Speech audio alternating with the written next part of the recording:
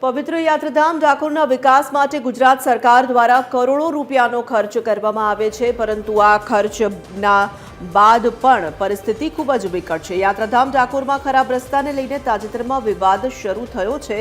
નગરપાલિકા દ્વારા fire brigade પાસે 1 વર્ષ પહેલા ₹20 લાખના ખર્ચે નવો રસ્તો બનાવવામાં આવ્યો હતો, પરંતુ આ રસ્તો 1 જ વર્ષમાં ખરાબ થઈ ગયો છે, જેમાં મેટલ અને સિમેન્ટ જુદા પડી જવાને કારણે રસ્તા પર કાંકરા છૂટા પડેલા જોવા મળી રહ્યા છે। રસ્તો ઠેર ઠેર તૂટી ગયો છે અને ગાબડા પણ પડવાના શરૂ થયા છે। ત્યારે કોંગ્રેસનું કહેવું છે કે જો ચોમાસા પહેલા રસ્તાની આવી હાલત છે તો ચોમાસા બાદ રસ્તાની શું હાલત થશે તે સમજી શકાય તેમ છે। કોંગ્રેસે આરોપ લગાવ્યો હતો કે રોડ બનાવવામાં હલકા મટીરીયલનો ઉપયોગ કરવામાં આવ્યો છે, જ્યારે ડાકોર નગરપાલિકા પ્રમુખ વિપુલ શાહ દ્વારા આ આરોપ ફગાવવામાં આવ્યા છે। અને લાખોના ખર્ચે આ રોડ બનેલો છે। 20 થી 22 લાખ રૂપિયાના ખર્ચે આ રોડ બનેલો છે અને રોડની આ દશા અત્યારે જોવા મળી રહી છે। તો આની અંદર કામની બેદરકારી, હલકું મટીરિયલ વાપરેલું છે।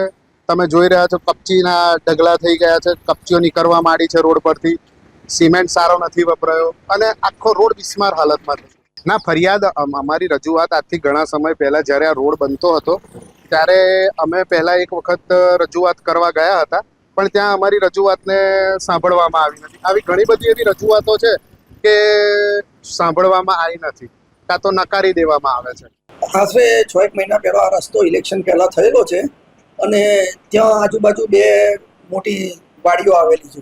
સામાજિક પ્રસંગો અને મુખ્ય રસ્તો છે એટલે વચ્ચેનો જે પીસ બગડેલો છે એ બીજે જ દિવસે રસ્તો ખુલી ગયો હતો અને એની ઉપર વાહનોની અવર જવર એને લઈને બગડ્યો છે। બાજુમાં બંને સાઈડ 12 ફૂટ જોશો તો એ રસ્તો એટલો મજબૂત જ છે, પણ આ બીજા જ દિવસે રસ્તો ખુલી ગયો છે અને વાહનો ગયા છે, એને લઈને આ પરિસ્થિતિ થયેલી છે।